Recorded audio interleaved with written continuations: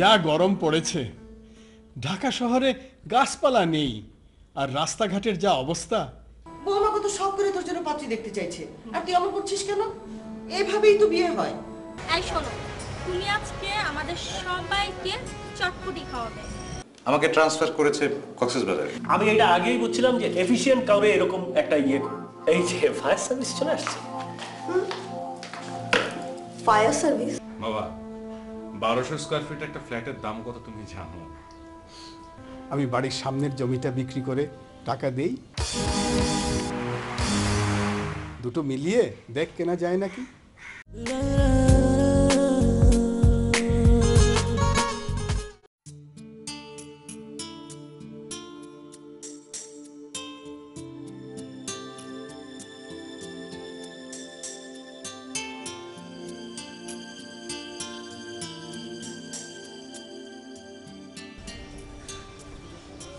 শোনো, সামনের সপ্তাহ থেকে পরীক্ষা, আমি আর বেরোতে পারবো না। তোমাকে বেরোতে হবে না, মন দিয়ে লেখাপড়া করো, আর পরীক্ষা শেষে আমি তোমাকে বাড়ি পৌঁছে দেব। আমার অতটুকু তো চলবে। আমি কি পরীক্ষার সময় বাসায় থাকি? আমি তো হলে থাকি। ও, ভুলে গিয়েছিলাম। তুমি আজকাল সবকিছুই ভুলে যাও। শোনো, সব কিছু ভুলে গেল, তোমাকে ভুলবো না, কখনই ভুলবো না। দেখবো কতদিন মনে রাখতে পারো আমাকে। কতদিন মনে রাখতে পারে মানে? এই বুকে যতদিন প্রাণ আছে ততদিন থুকথুক থুকথুক করে শুধু তোমার কথাই বলবে। তাই না? দেখা যাবে, চলেন।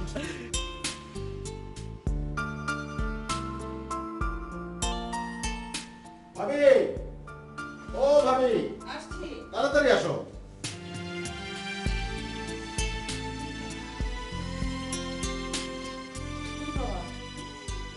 এত শখ, এটা কোনো কাজ হলো বলো? আজকে ছুটির দিন না ভাবি, তো কি হয়েছে? আমরা সবাই মিলে আজকে মজা করে খাবো, এই জন্যই আনলাম। আরে বাবা, এই সবই তো ফ্রিজে আছে। এটা আপনি কি কইলেন? সাসাই বাজার আনছে, এটা তো খুশি খবর। এখন পর কি দিয়া কি রান্ধু, কয় পদ রান্ধু। আমি বাজার নিয়ে রান্ধন করে যাইতেছি, আপনি আহেন। আচ্ছা যাও যাও। তাড়াতাড়ি দাও, ওই ভিতরে রুই মাছ আছে। মজা করে খাও। ভাবি, সন্ধ্যাকে ফোন করে দিয়েছি। তাই? আশা বুঝতে তো মেয়েটার সঙ্গে দেখা হলো না। হ্যাঁ। আচ্ছা, বৌমা কি অরণ্যকে নিয়ে এখনো ফেরেনি কোচিং থেকে? ফেরার সময় ঠিক আছে। ভালো আছে? হ্যাঁ, এই যে দাদু, যাও দেখো কত বড় মাছ এনেছি। যাও দেখে আসো, ব্যাগটা নিয়ে চলো বাবা। চলে যাও। বাজারটা দেখে যেও কি আনলে। অনেক কিছু এনেছি। চাচা, এটা কি করছেন? এটা কিন্তু অনেক বাড়াবাড়ি। বাড়াবাড়ি কি দেখেছো? এখনো বাকি আছে। মানে এখন চলো, রতন কি বাজার এনেছে দেখবে চলো। ওই শোন না, চাচু, ওই তো এসেছে। কতদিন পর তোমার সাথে দেখা। বিয়ে হয়ে গেছে দেখে পর মনে করো না? বলে কি? ওরে বাবা, ফোঁটা মারা হচ্ছে তাই না? তোমাকে আমি বলেছিলাম ফোন করে যে চাচা এসে দেখা করে যাও। তাই না? আচ্ছা ঠিক আছে, কথাবার্তা পরে আগে মুখ হাত ধুয়ে চা খাও তোমরা। শোনো মা, সাব্বির বিকেলে আসবে, আর রাতে কিন্তু খাবে। শুধু রাতে খেলে চলবে না, রাতে তোমার ভাইদের নাকি তোমার সাথে কথা আছে, থেকে যেও। কি হয়েছে ভাবি? কোনো সমস্যা? বিয়ের পর তো ভাইদের কোনো কথাই থাকে না বোনদের সাথে। আচ্ছা ঠিক আছে, কথা হবে। এখন চলো, নাস্তা পানি খাবো। মা, চলো। আমি একটু বাজারটা দেখি, আপনারা আসেন। হ্যাঁ চলো। আসো, বাজার দেখবি। হ্যাঁ, আসো চাচু।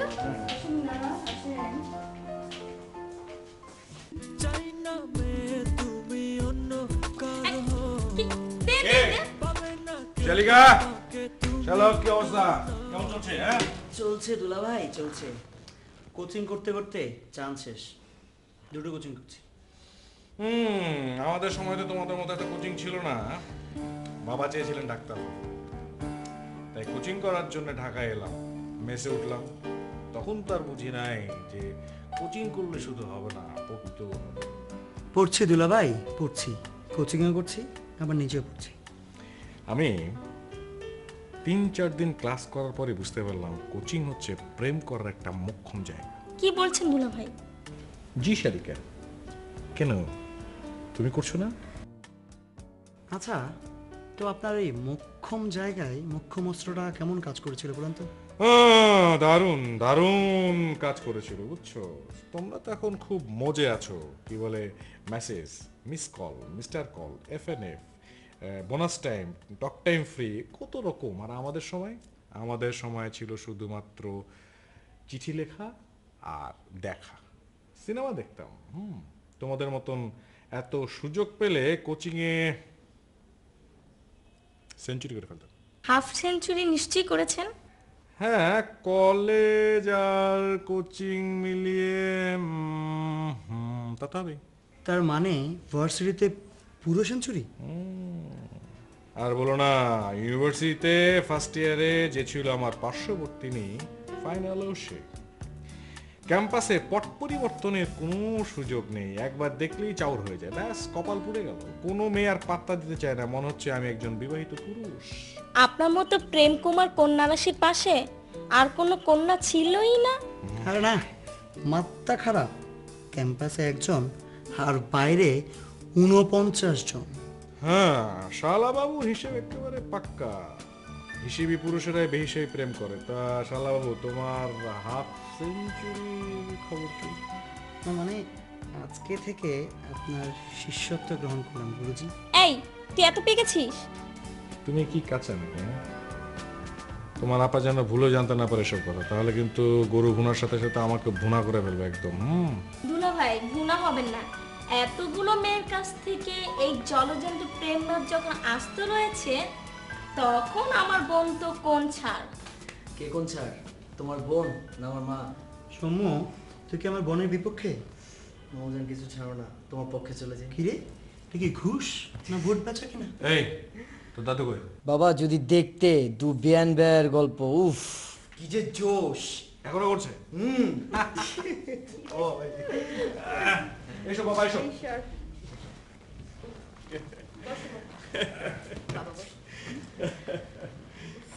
শোনো না, বাবা এতক্ষণ থেকে কি যে গল্প শোনাচ্ছে, ওনার যে স্ট্রাগল করেছেন স্কুল নিয়ে, সেসব গল্প মাকে বসে বসে শোনালো। অনেকদিন পর বেআইনের সাথে দেখা, তাই পুরোনো দিনের কথা প্রাণ খুলে বলছিলাম। কত ঘটনা ভুলেই গিয়েছিলাম। কি যে দিন গেছে না। কি রে প্রীতি, তুই বেআই সাহেবকে রান্না করতে দিয়েছিস কেন? কেউ দিতে চায়নি, আমি নিজেই রাঁধলাম। অনেকদিন তো আমাদের বাড়ি যান না, তাই ভাবলাম আমিই রাঁধি। কিন্তু তালয় সাহেব, এটা তো মেয়েদের কাজ। রান্না? শোনো আদনান বাবু, বড় বড় রান্না কারা করে? অবশ্যই পুরুষেরা। আমাদের গ্রামে শহরের মতো তো কোনো বাবুর্চি নেই, তাই কোনো বড় ভোজ হলে গ্রামের গণ্যমান্য লোকেরা মিলেই করে ফেলে। এটা কোনো দোষের কথা নয়। আচ্ছা, খাবার দেবো নাকি আজকে সারাদিন শুধু গল্পই চলবে? হ্যাঁ দেখো মা, আমার বিশ্বাসই হচ্ছে না হাসান বসে না এখানে গল্প করছে। বাবা জানেন সারাটা দিন ছুটির দিনও কি করে? শুধু পড়ে পড়ে ঘুমায়। আই লিজা, তুই একটু আমার সাথে চল, হেল্প করবি, খাবার দিয়ে দিই। বাবা আমি খাবার দিয়ে দিচ্ছি। হ্যাঁ চলো আমরাও যাই। চলো।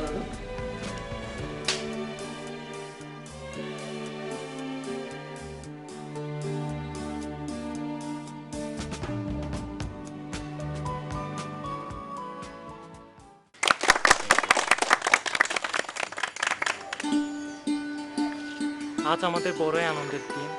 আমাদের মাঝে উপস্থিত আছেন আমাদের ঐতিহ্য ও সংস্কৃতির অধিকার রক্ষা নিয়ে যারা কাজ করেন, তাদেরই একজন প্রতিশ্রুতিশীল কর্মী তুষার আহমেদ। তিনি আমাদের সংগঠন আনন্দ বহিছের জেডসি অর্থাৎ জোনাল কোঅর্ডিনেটর। আজ আমরা তাকে পেয়ে খুবই আনন্দিত। তাকে জানাচ্ছি শুভেচ্ছা ও স্বাগতম। আমি অঙ্গীকার করছি তার নেতৃত্বে এই সংগঠনের কাজ এগিয়ে নিয়ে যাব। আমরা বাংলাদেশের নাগরিক, ক্ষুদ্র নির্যাতি সত্তা, তবুও আমাদেরও অধিকার আছে সুন্দরভাবে বেঁচে থাকা, আমাদের সংস্কৃতি আমাদের মতো করে বিকাশ করা। আমাদের মাঝে রয়েছে বিপুল সম্ভাবনা, আর সেই সম্ভাবনাকে তুষার আহমেদের নেতৃত্বে বেগবান করার ইচ্ছে ব্যক্ত করছি। আমি কথার ফলগুধারা বইয়ে দিতে পারি না। আমি একজন কাজের মানুষ। আমাদের সংগঠন এদেশের আদিবাসীদের অধিকার নিশ্চিত করার জন্য কাজ করে যাচ্ছে। সেই সংগঠনের একজন কর্মী হিসেবে আপনাদের এই শুদ্ধ সংগ্রামের সাথে যদি অংশীদার হতে পারি, তাহলেই আমি নিজেকে অনেক ধন্য মনে করব। সবাইকে ধন্যবাদ।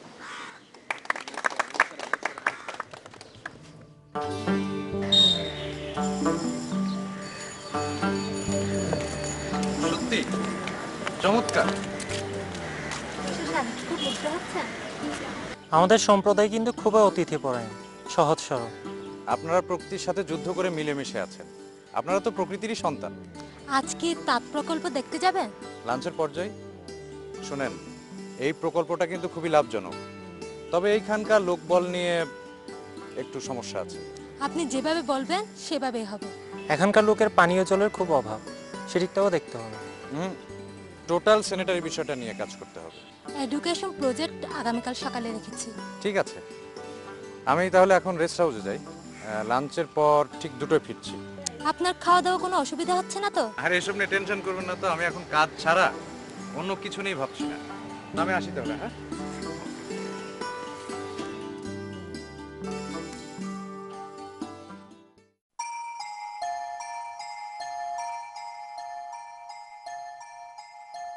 সেই যে গেছে, গিয়ে পর্যন্ত একটা ফোন করেনি, কাজে মধ্যে গেছে। তার মানে অভিমানটা খালি এমন না, তোমারও আছে। আচ্ছা, আমাদের ওইখানে অফিস এরিয়ায় কি নেটওয়ার্ক আছে? না, যে অবশ্য আমাকে একটা এসএমএস করেছে। ও, তাহলে তো এসএমএস বিনিময় হচ্ছে। ওকে অনেক দূরে এসে কন্ট্যাক্ট রাখতে হয় না? যাও বাবা তুষার, মাফ করে দাও। ও, তোমার সাথে তো ওর কন্ট্যাক্ট রাখতেই হবে। আরে দূর, না না, তুমি যতদূর ভাবছো অতদূর কিছু না। আমি যতদূর ভাবছি তার চেয়ে অনেক দূর। বাদ দাও, তুমি বলো যে তোমার কি খবর। মন তো খারাপ ছিল, এখন তো দেখছি বেশ ভালোই আছো। দক্ষিণা বাতাসে হাওয়ায় দুলছে মন উড়ু উড়ু। অভিমান কেটে গেল? হ্যাঁ, মাথা ভর্তি কেনা। ওই যে আছে না, যত প্রেম তত জ্বালা। আমার তো মনে হচ্ছে তুমি সুখেই আছো। হ্যাঁ, প্রেমের নাম যদি জ্বালা হয় তাহলে তো সুখেই আছে। প্রেম করবে আর হৃদয় করবে না, তা কি হয় বন্ধু?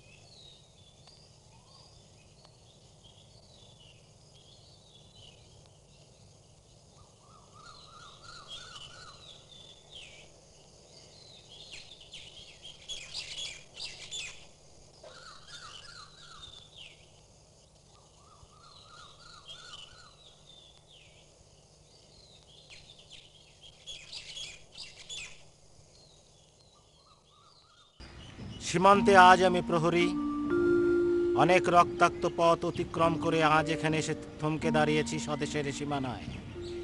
ধূসর তিউনিশিয়া থেকে স্নিগ্ধ ইটালি থেকে ছুটে গেছি বিপ্লবী ফ্রান্সে। নক্ষত্র নিয়ন্ত্রিত নিয়তির মতো দুর্নিবার অপরাহত রাইফেল হাতে ফ্রান্স থেকে প্রতিবেশী। এই যে কি খবর মা, এটা নিবা? কিছু একটা খাইছিলে সেটা বিস্কিট দিব? হ্যাঁ।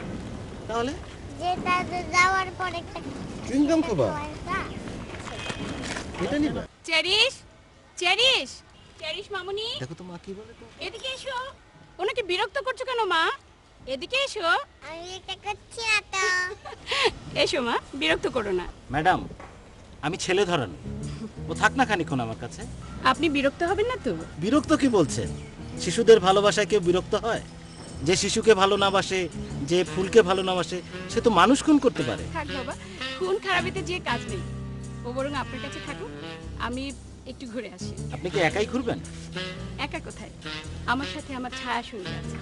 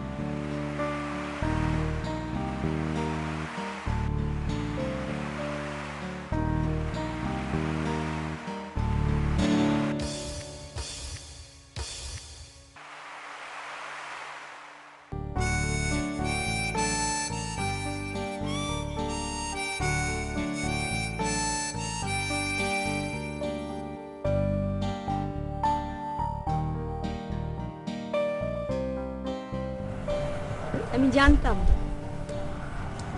তুমি এ পথ দিয়েই আসবে, তাই এ পথ দিয়েই যাচ্ছিলাম। সত্যি সত্যি তুমি? কেন বিশ্বাস হচ্ছে না?